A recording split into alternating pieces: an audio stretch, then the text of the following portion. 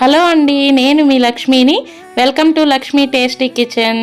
ఈరోజు మీకు గోబీ మంచూరియా ఎలా చేయాలో చూపించిపోతున్నాను. అంతకన్నా ముందు మన ఛానల్ని ఎవరైనా సబ్స్క్రైబ్ చేసుకొని వాళ్ళు ఉంటే ప్లీజ్ సబ్స్క్రైబ్ అండి. మరి ఎందుకు ఆలస్యం, ప్రాసెస్ చూసేద్దాం రండి. ముందుగా క్యాబేజీ ఇలా సన్నగా కట్ చేసి పెట్టుకోవాలి. ఇప్పుడు ఇందులోకి 1 స్పూన్ అల్లం వెల్లుల్లి పేస్ట్ వేసుకోవాలి, 1/2 కప్పు మైదా,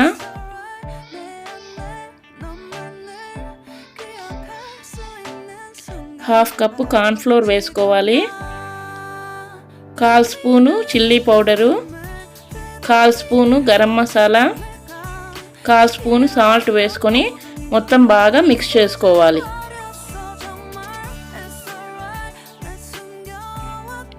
ఇలా మొత్తం మిక్స్ చేసుకున్న తర్వాత కొద్దిగా వాటర్ యూస్ చేస్తూ కొద్దిగా ముద్దగా కలుపుకోవాలి. మరీ ఎక్కువ వాటర్ యూస్ చేయకూడదు. చూడండి, ఇలా గట్టిగా కలుపుకోవాలి. ఇప్పుడు బాండిల్లో ఆయిల్ పోసుకొని స్టవ్ వెలిగించుకొని ఆయిల్ హీట్ అయిన తర్వాత ఇలా క్యాబేజీ అంతా వేసుకోవాలి. చూడండి, ఇలా బ్రౌనిష్ కలర్ వచ్చేంత వరకు వేగించుకోవాలి బాగా. అలాగే మొత్తం అన్నీ వేసేసుకోవాలి. ఇలా గోల్డెన్ బ్రౌన్ కలర్ వచ్చేంత వరకు బాగా డీప్ ఫ్రై చేయాలి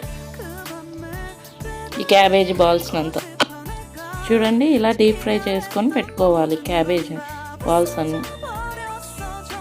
ఇప్పుడు ఒక చిన్న బౌల్ తీసుకొని 1 స్పూన్ కార్న్ఫ్లోర్ వేసుకోవాలి.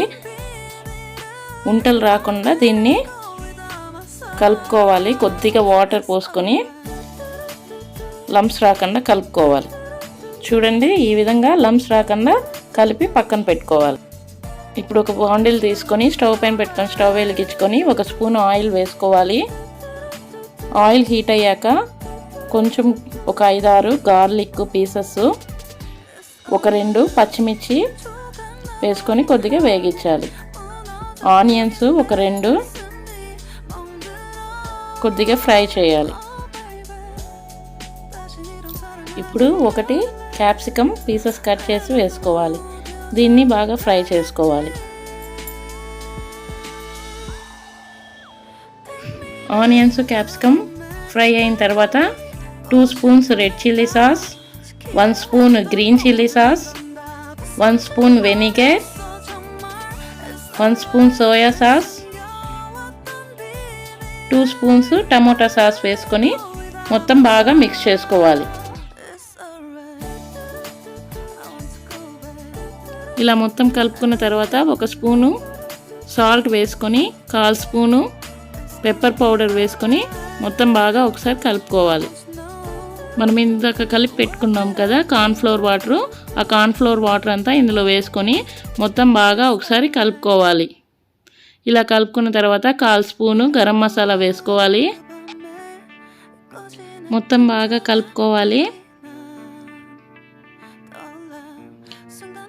చూడండి, మనం ఇప్పుడు ఈ స్టేజ్లో మనము డీప్ ఫ్రై చేసి పెట్టుకున్న క్యాబేజీ బాల్స్ అన్నీ ఇందులో వేసుకోవాలి. బాగా మొత్తం మిక్స్ చేసుకోవాలి. అంతే అండి, క్యాబేజ్ మంచూరియా రెడీ అయిపోయింది. సర్వింగ్ ప్లేట్లో తీసుకొని సర్వ్ చేసుకున్నాం. చూసారు కదా, ఎంతో సింపుల్గా అండ్ టేస్టీగా గోబీ మంచూరియా అయితే రెడీ అయిపోయింది. మరెన్నో టేస్టీ రెసిపీస్ కోసం మా ఛానల్ని సబ్స్క్రైబ్ చేసుకోండి. మా రెసిపీ నచ్చినట్లయితే please like, share and subscribe my channel.